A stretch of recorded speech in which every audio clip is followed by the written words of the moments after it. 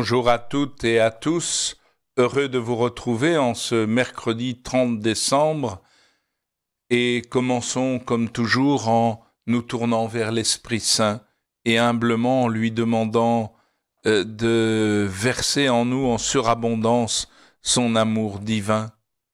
Oui, car comme le dit Paul, l'amour de Dieu a été répandu dans nos cœurs par l'Esprit Saint qui nous a été donné, et cet amour, il continue à porter son fruit sous la conduite de l'Esprit Saint.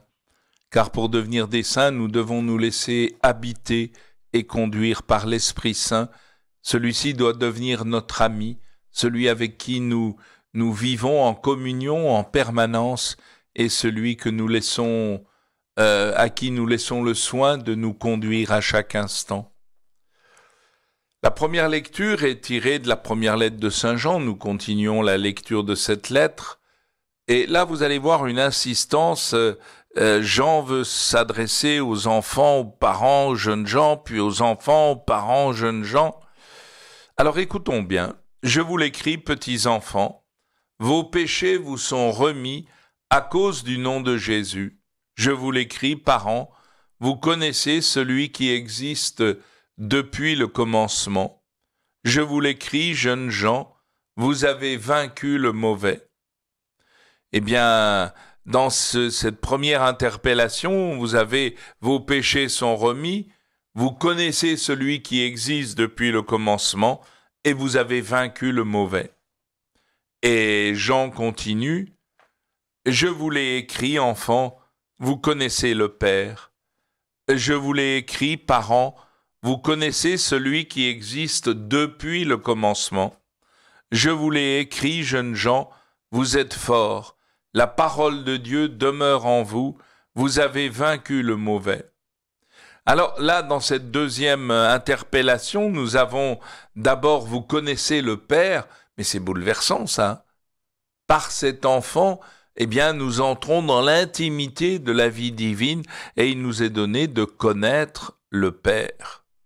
Et aux parents, il dit, vous connaissez celui qui existe depuis le commencement. Le Seigneur, l'enfant Jésus, nous fait entrer dans la connaissance de Dieu lui-même. Et enfin, je vous ai écrit, jeunes gens, vous êtes forts. Pourquoi ? La parole de Dieu demeure en vous. Eh bien, il faut vraiment que la parole demeure en nous véritablement, que nous nous laissions habiter par la parole, car alors la parole va nous transformer, nous transfigurer, et c'est beau de voir que Paul, par 2 fois dans ses lettres, va utiliser les verbes de la transfiguration du Christ pour nous dire comment nous aussi, nous devons nous laisser transfigurer, transformer dans le Christ. Puis Paul continue, « Si quelqu'un aime le monde, l'amour du Père n'est pas en lui. » Il est catégorique là. Si quelqu'un aime le monde, l'amour du Père n'est pas en lui. Tout ce qu'il y a dans le monde, la convoitise de la chair, la convoitise des yeux, l'arrogance de la richesse, tout cela ne vient pas du Père, mais du monde. Vous avez en fait une opposition entre le Père et tout ce qu'il veut vivre de merveilleux avec nous, et entre le monde avec toutes ses convoitises qui cherchent toujours à nous entraîner au mal. Or, le monde passe et sa convoitise avec lui, mais celui qui fait la volonté de Dieu demeure pour toujours. Faire la volonté de Dieu. Alors attention, c'est pas obéir bêtement à des règlements, c'est entrer dans le projet d'amour du Père et se livrer au Père comme un enfant bien-aimé. Nous arrivons à l'Évangile, nous sommes toujours au chapitre 2, et nous relisons encore la fin du récit de la présentation au temple, car après avoir rencontré le vieillard Siméon, voilà qu'une vieille femme arrive, une femme prophète, Anne, fille de Phanuel de la tribu d'Aser. Elle était très avancée en âge. Alors là, pour moi, c'est une de mes amies, cette vieille femme. Alors, je vais prendre 1 minute ou 2 pour vous la présenter. Fille de Phanuel de la tribu d'Aser. Et elle a 7 fois 12 comme âge, c'est-à-dire 7 c'est un chiffre de plénitude, 12 également, elle a connu une vie humaine d'une longueur exceptionnelle, surtout à l'époque, et c'est vraiment la plénitude du bonheur que la vie humaine peut apporter à une femme. Et puis on nous dit qu'elle avait été mariée 7 ans. Alors c'est important aussi ce chiffre parce que c'est un chiffre de plénitude. Elle a connu la plénitude du bonheur conjugal, du bonheur humain, et probablement qu'elle est restée veuve ensuite. Alors en réalité, qu'est-ce qu'elle fait? Elle a compris qu'il fallait ne plus s'éloigner du temple, c'est-à-dire vivre dans l'intimité avec Dieu. Et qu'est-ce qu'elle fait? Elle sert Dieu jour et nuit dans le jeûne et la prière. Le jeûne, c'est montrer qu'on est capable de se dégager de toutes les réalités humaines, de toutes les convoitises, de toutes nos addictions, pour vivre déjà comme par avance la vie que nous vivrons pour l'éternité, c'est-à-dire la vie même de Dieu dans le cœur de la Trinité sainte.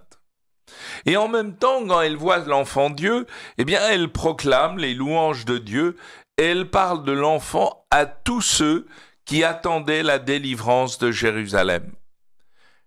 C'est très beau de voir cette femme qui, devant l'enfant Dieu, eh bien, elle se met à proclamer toutes les merveilles de Dieu, à chanter les louanges du Seigneur.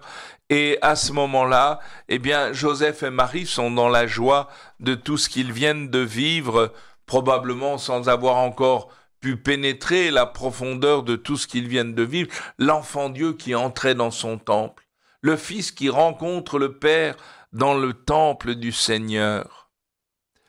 Et voilà qu'ils retournent en Galilée et dans leur ville de Nazareth. Et on nous dit que l'enfant grandissait et se fortifiait, rempli de sagesse, et la grâce de Dieu était sur lui.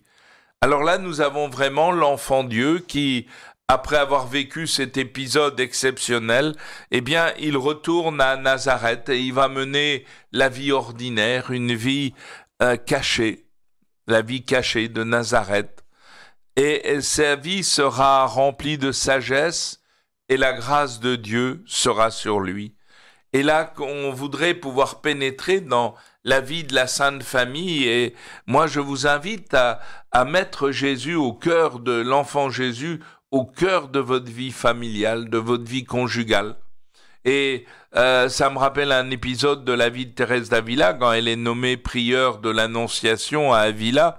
Il y avait 300 femmes, je crois, dans ce couvent, et personne ne voulait d'elle comme prieure. Et Thérèse, eh bien, elle arrive, elle remonte dans la salle du chapitre immense, devant toutes les sœurs qui la regardent, et à ce moment-là, arrivée au siège de la prieure, elle sort de son scapulaire, elle sort une petite statue de l'enfant Jésus.